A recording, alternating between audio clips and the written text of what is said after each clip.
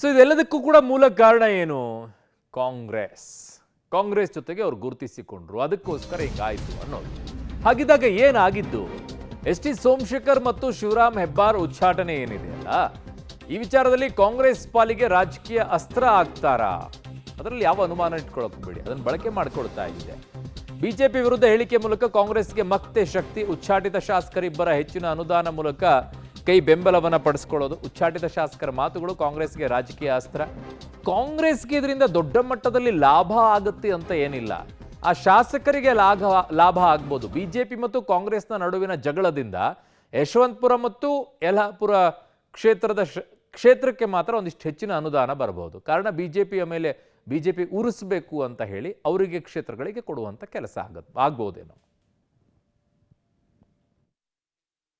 ಅವರೆಲ್ಲ ನೋಡಿ, ಈಗ ಬಿಜೆಪಿಯವರಿಗೆ ಸತ್ಯ ಹೇಳಿದರೆ ಅವ್ರಿಗೆ ಬರೋದಿಲ್ಲ. ಸರ್ಕಾರ ಒಳ್ಳೆ ಕೆಲಸ ಮಾಡ್ತಾ ಇದೆ ಅಂತ ಹೇಳಿದ್ದಾರೆ. ಅವರು ಒಳ್ಳೆ ಕೆಲಸ ಮಾಡ್ತಾ ಇದ್ದಾರೆ ಅಂತ ಹೇಳಿದ ತಕ್ಷಣ ಅವ್ರ ಮೇಲೆ ಕ್ರಮ ತಗೊಂಡಿದ್ದಾರೆ. ಅದು ಅವರ ಆಂತರಿಕ ಒಂದು ತೀರ್ಮಾನಗಳು. ಹಾಗಿದಾಗ ಈಶ್ವರ್ ಖಂಡ್ರೆ ಅವರೇ, ರಮೇಶ್ ಕುಮಾರ್ ಅವರು ಆಡಿರುವಂಥ ಮಾತು, ಬಿ ಕೆ ಹರಿಪ್ರಸಾದ್ ಅವರು ಆಡಿರುವಂಥ ಮಾತುಗಳು ಕೂಡ ಸತ್ಯ ಅಲ್ವಾ? ಹಾಗಿದ್ದಾಗ ಅವ್ರು ಹೇಳಿದ್ದು ನಿಮಗೆ ಖುಷಿ ಕೊಡುತ್ತೆ ಅನ್ನೋದಾದರೆ, ಸೋಮಶೇಖರ್ ಅವರು, ಶಿವರಾಮ್ ಹೆಬ್ಬಾರ್ ಅವರು, ಹಾಗಿದ್ರೆ ನಿಮ್ಮದೇ ಪಕ್ಷದಲ್ಲಿದ್ದಂಥ ರಮೇಶ್ ಕುಮಾರ್ ಅವರು ಹಾಗೂ ಬಿ ಕೆ ಹರಿಪ್ರಸಾದ್ ಅವರು ಆಡಿರುವಂಥ ಮಾತುಗಳು ಕೂಡ ಕಾಂಗ್ರೆಸ್ ಸತ್ಯನೇ, ಅದನ್ನು ಒಪ್ಕೊಳ್ಬೇಕಲ್ವಾ? ರಮೇಶ್ ಕುಮಾರ್ ಅವರೇನು ಆಡಿದ್ರು ಮಾತುಗಳನ್ನು?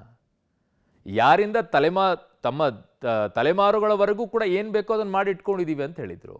ಬಿ ಕೆ ಹರಿಪ್ರಸಾದ್ ಅವರು ಏನು ಮಾತನಾಡಿದರು? ಸಿದ್ದರಾಮಯ್ಯನವ್ರ ವಿಚಾರದಲ್ಲಿ, ಸರ್ಕಾರದ ವಿಚಾರದಲ್ಲಿ ಏನು ಮಾತನಾಡಿದರು? ಅವುಗಳ ಮೇಲೆ ಹಾಕ್ಕೋಬೇಕು.